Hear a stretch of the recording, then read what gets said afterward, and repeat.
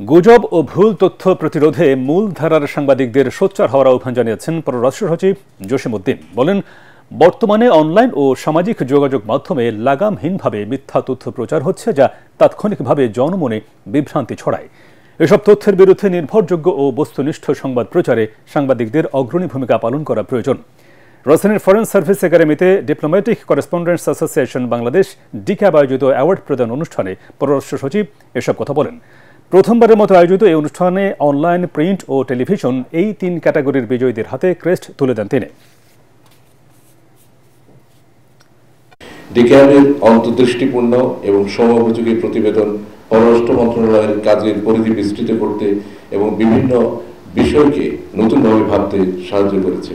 একই সঙ্গে মন্ত্রণালয়ের জবাবদিহিতা নিশ্চিত করার ক্ষেত্রেও ডিক্যাব একটি গুরুত্বপূর্ণ ভূমিকা পালন করেছে। প্রকৃতপক্ষে আপনাদের অনেক রিপোর্টের ভিত্তিতেও আমরা নিজের অনেক কার্যক্রম গ্রহণ করেছি।